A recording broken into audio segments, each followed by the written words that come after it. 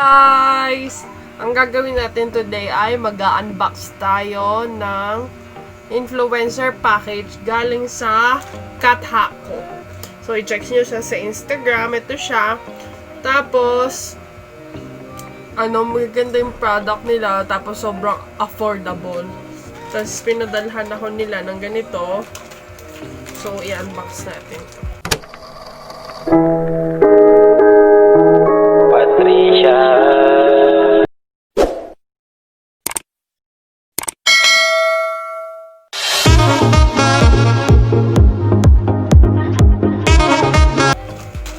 Parating na lang ako si So. Ano pa bang ibang words na bukod sa So? Therefore, hence. Arte-arte mo naman, te. Ganon. So, naghahanap ka ba ng murang lip stain, murang makeup? Ito yung go-to mo. So, local lang sila. So, naman ako nun. So, local lang sila na brand. Tapos, i-check nyo siya sa Instagram.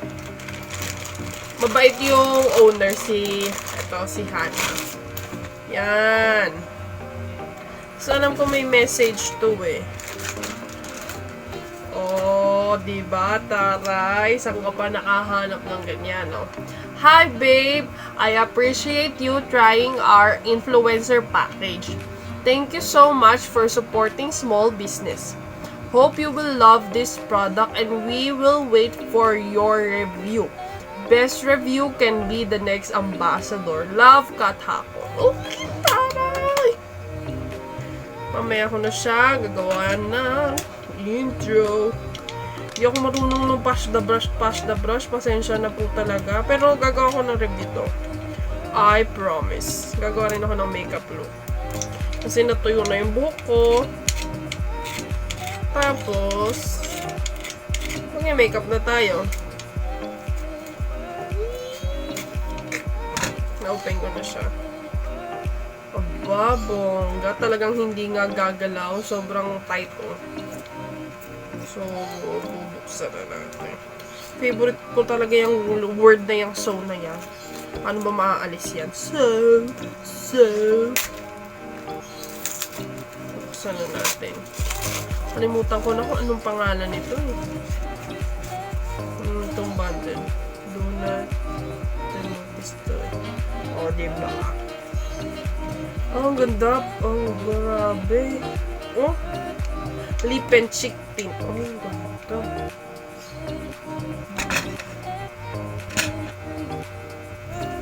Bongga, ang klase ng packaging. Di mo akalain na local brand lang to, ha? In fairness.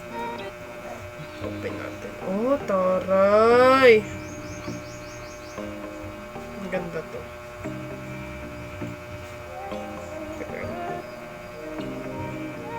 Medyo mahaba pala yung ikutan niya. Oh. So, ganito siya sa loob. Makamatapon. Yan. So, yun yung maganda sa kanya, in fairness, ha? So, iswatch muna natin itong si Sinta. Long-lasting to eh. So, dapat bilisan natin yung pagbura. Kasi pagka ganon, natuyo tapos ayun, finish na. Uy, sobrang pigmented niya. May bubble gum. Ang sarap na amoy. So, testingin natin siya. I-swatch naman natin sa labi. Ang pangalan nga nito. Sinta. Si Sinta. Buti pa siya may Sinta. Nasaan na nga yung Sinta ko?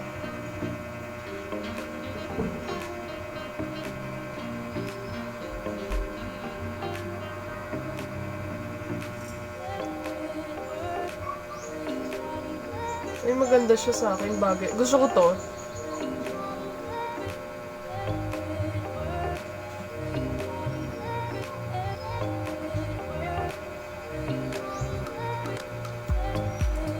Hindi siya masyadong red na red. Tama lang yung pagkaka-red niya para sa akin. Tapos pagka siguro medyo natuyo-tuyo to, kulay pink ko.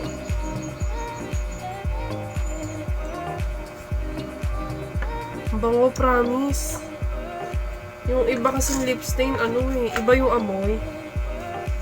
So far, yung mga natatry ko pa naman ay mababango yung nila. Mababango yung stain nila. Hindi sila amoy ewan. So, ito ay si Sinta. So, siya pa lang yung aking first contender. Maganda siya. Tapos, ang bango pa, i-observe natin siya.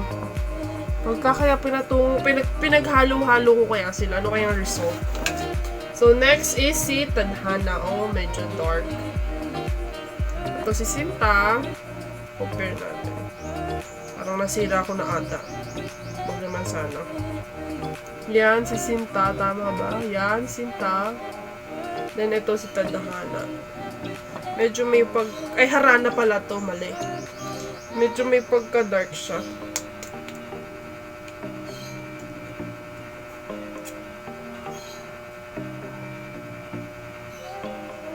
Oh, dark red to. Palagay ko. Ito kasi, ito yung favorite ko. Hindi ako medyo red eh. May pagka-pink ang gusto ko. Oh, same scent din sila. Ang bango. Bihira yung ganito eh. So, napatuyo ko na yung lip tint sa lips ko. Ayun o, pag natuyo siya, hindi siya strong.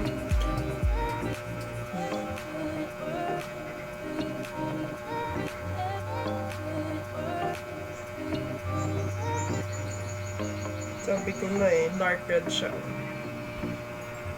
Perfect siya para sa mga taong gusto nila dark red. Itong Harana. Hindi kasi ako ma-dark red eh.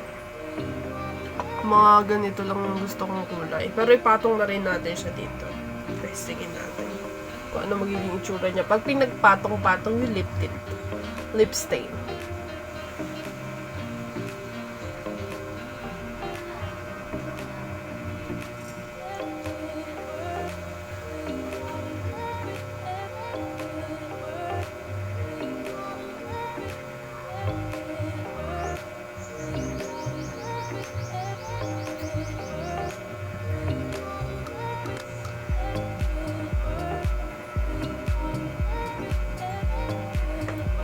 Alam ko halata nyo, pero nag-dark red na yung lips ko.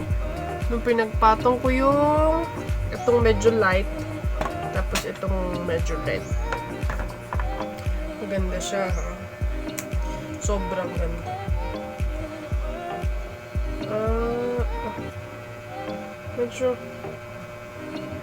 Medyo bakit ganun? Siguro dahil, kasi pagka umpisa mong open, parang siguro may seal. Kasi pagka ganito, hindi pa nagagalaw, oh. Pero pag ito, na-open mo na, ganyan na siya, oh. Nagaganon mo na. Yung siguro yung seal niya.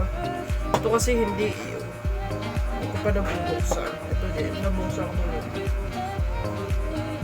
Okay lang yun. Very, very handy siya sa bag mo. Lalo na kung paalis ka ng paalis mo. Dito katulad ng ibang lip stain na roll-on. Roll-on ang tawag ko. Ano naman tawag doon? Ito kasi meron siyang applicator. Feeling ko mas okay siya kaysa ganun. Ito si Tadhana. So, same scent, bubblegum. Uy. Mas lang to, mas darker yung red, oh. Bongga.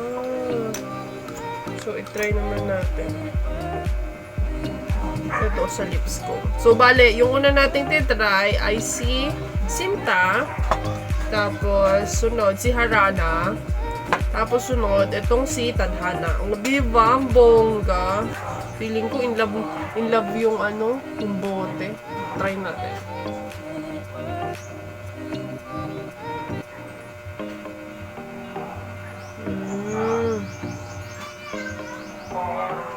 Medyo may pagka-dark.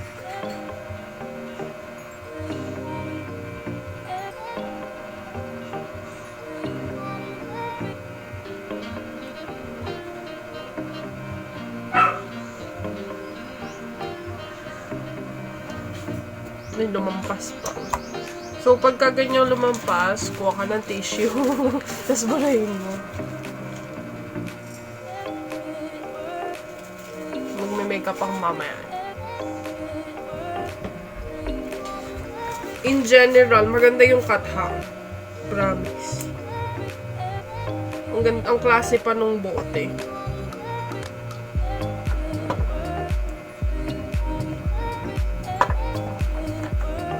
Ang recommended ko para sa ganitong skin tone is ito. Asan na yung label? Si Sinta. Yan. Pero ito yung naging result nung tatlo. Yan. Ito yung naging result. Okay naman siya.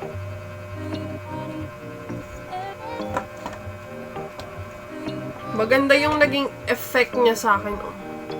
Yung iba kasing lip stain, pagka-apply mo, makate. Meron, hindi ko alam kung ano yung tawag nila dun eh. Pero, tingling feeling, ganon. Siguro parang, yun yung effect. Hindi ko alam kung dahil na-stay siya ng matagal or yung ingredients niya medyo strong. Kasi, may na-try ako na lip stain na makati siya. Parang gano'n. In totality, taray. Therefore, I conclude na itong katha ko, the best siya. Lalo na sa mga teenager na nagtitipid, na gustong kikay-kikay. Ayun, itry nyo na to. Kasi yung amoy niya din, wag naman sanang mabasag. Ang bango din ng amoy niya, hindi katulad ng ibang brands na, alam mo yun, parang amoy factory, ganun. Ito kasi, handmade produce, kaya hindi mo siya masabing amoy factory kasi locally made siya, tapos ayan o, mabango pa. Hindi pa tuyo yung nasa kamay ko, tapos ayan, medyo shaky yung video natin kasi ang gamit natin ay cellphone ko. Kasi yung DJ cam ko na to, ayaw umandang. 2012 ko pa to camera, Hindi siya magandang quality na video, pero pagka maganda naman yung lights mo, okay pa rin siya. Ang kaso mo nga lang, ayaw niya umandang. Kaso, pagka mas mahal yung paggawa ng ganito sa bumili ka ng bago, hindi bumili ka na lang ng bago. Ayun nga, balik tayo sa katha ko. Sobrang sismis ko na ito. Naturally siya, 100% na naturally ginawa sa Philippines. Tapos yung ingredients niya, maganda rin para sa lips. Kasi may ibang lips siguro na sensitive. Ito, maganda siya sa mga sensitive skin. So, itry mo na siya, lalo na kung nagtitipid ka lang. Sobrang ganda nung shade. Tatlong tint to, pinaghalo-halo ko na. Experiment with Ipmyknox. So, wag mong kakalimutan mag-subscribe, mag-hit ng like button, at i-ring ang bell para lagi kang updated sa aking mga kalokohan.